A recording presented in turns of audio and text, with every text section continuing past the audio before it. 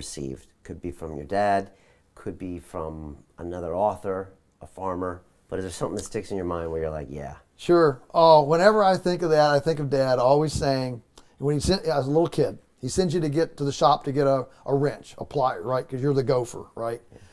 Run now, you can rest when you get back. That's a great piece of advice. Run now, you can rest when you get back. You know, when you got to get going, you got to get going. And you can't sit around and wait for somebody else to hold your hand, wait for somebody else to do, wait for an agency or a bureaucracy or an entitlement. No. Run now. Run now, you can rest later.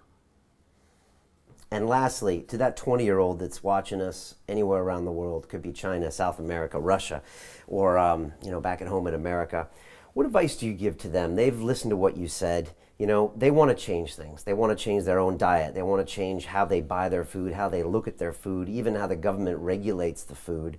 What's the one thing they can do to start really enacting some change, today?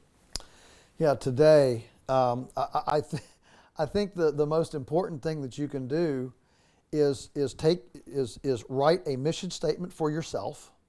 Because if it's not written, if you don't have an agenda, you'll be filling somebody else's agenda, right? So if it's not written down, it ain't going to happen. So get an agenda for yourself. Find your true north. What really floats your boat? Now, it might change in 10 years. That's okay, because we grow, we learn. We've made goals and objectives that 2 years later we look at the ones we made 2 years ago and said, that was the stupidest objective we could have made. I'm glad we didn't do that, But at least have a place where you're going. And then how do you eat an elephant? One bite at a time. So break it down in something that you can do tomorrow. I tell people, when I talk about the food system, what can you do? I say, get in your kitchen.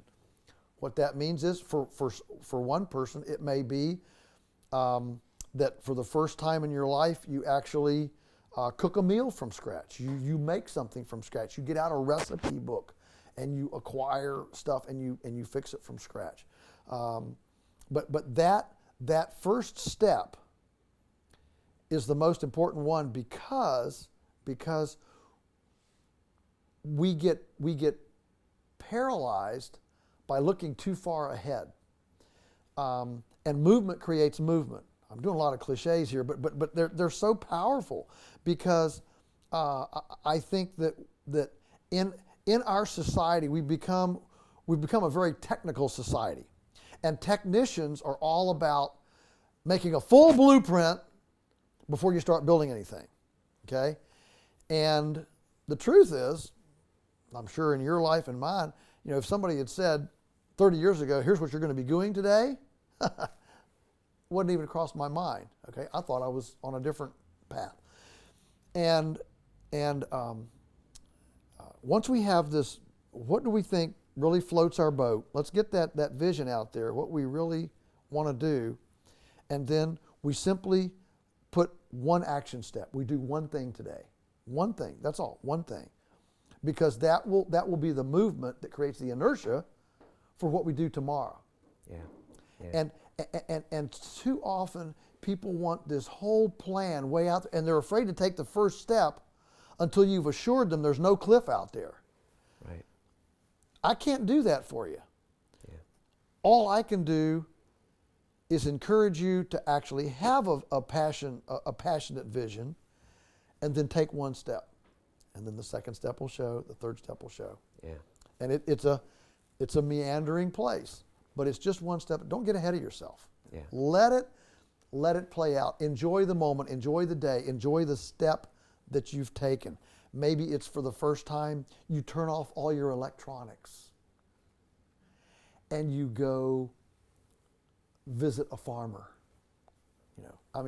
These first steps can be anything, but do something that's not your normal routine that indicates coming to the altar, coming to a new place.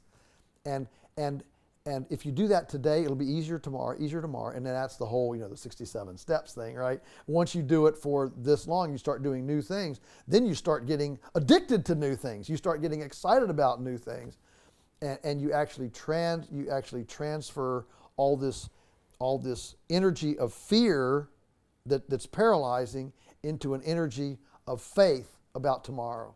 And ultimately, faith moves us to much better places than fear. Continue watching this fascinating conversation for free by clicking on the link below to visit our website, learn from the best minds in the world, and connect with a community of passionate people building the best versions of themselves. Just click on the link below, and I'll see you on the inside.